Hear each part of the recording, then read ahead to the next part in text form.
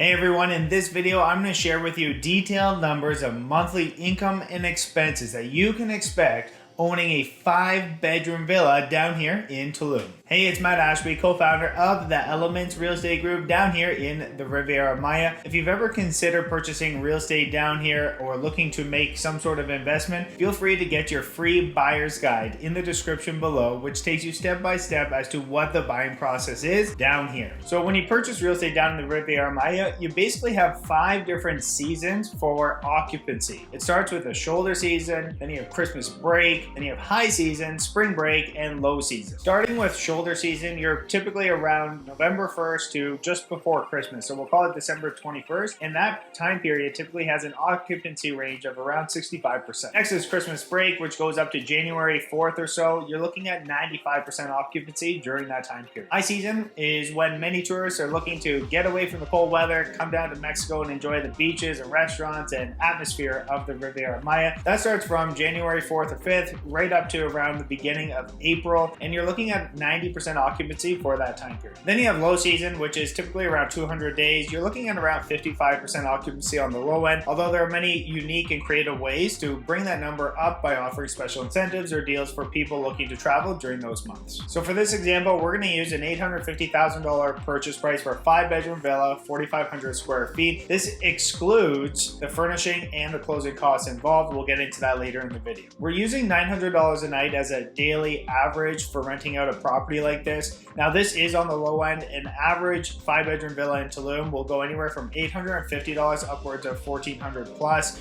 So we thought for this video we would keep it very simple and use $900. So we're going to be using an occupancy rate of 67% based on the average of those 5 seasons and the days involved in the year. You can see with those numbers that the monthly revenue would be $18,555 and the yearly gross income would be $222,660. So let's get into the monthly expenses, starting with HOA fees. Now, if your villa is in a gated community or within a complex, then you're going to have homeowner association fees, and they can range from $200 to $350 per month, and they cover general maintenance and upkeep of the whole area. But when buying a villa, you can also buy them outside of gated communities or outside of HOA fees, and in that case, it would cost you $0. Electricity costs will run you around $200, $250 per month, but we recommend to our clients that plan on keeping the property for a long time to install solar panels. Those can range from $5,000 to $10,000, but you'll have $0 in electricity costs, and you can store the extra power in battery packs in the house. Internet is a big one. You want your Airbnb guests to have really fast internet. We recommend Starlink by Elon Musk. I'm sure everybody's heard of him. You're looking at $60 per month for that for wicked fast speeds, and because it's through Starlink, you're able to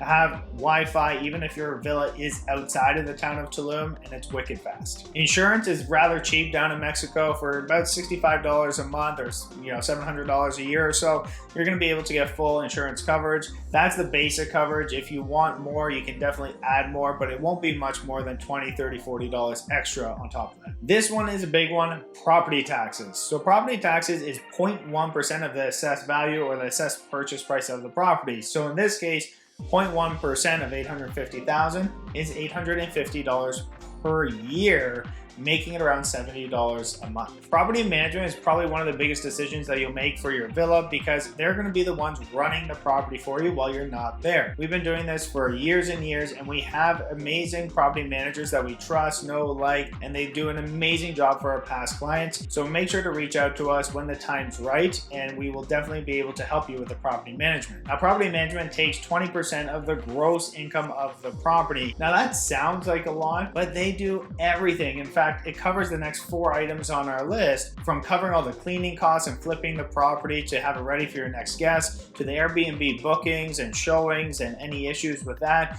to general upkeep and maintenance, as well as having a dedicated property manager. So key note on the property management companies, even though they're taking 20%, they'll do general maintenance, light bulbs, that kind of stuff, and do everything else that they're supposed to do. But for something like a broken pipe or cracked wall or whatever it might be, those are going to be things that are going to be your responsibility. responsibility. They're going to be able to bring in the right people, technicians or contractors to get you different quotes, and then you're going to decide which quote you want to go with to make sure you get it fixed. In a previous video, I shared the 2 legal ways for foreigners to invest in Mexico. One is a fideicomiso, one is a corporation. We recommend the corporation in this case just because of the amount of income that these properties generate. It just makes more sense. Now, the average income tax bracket for properties like this is 30%, but with the right tax strategies, and we have amazing lawyers and accountants, you're going to be able to drop that down to about 12% of the net income. Now, setting up a corporation does have expenses. Like I said in my previous videos, the corporation's around $3,000 one time to set up, $300 annual filing fee, and then $100 a month for accounting fees. So I put $125 there for the accounting and annual filing fee. But of course, when you're purchasing property down here, you're going to have that initial corporation set up so that the corporation can purchase the property. So with all those expenses, you're looking at a monthly expense around $6,688.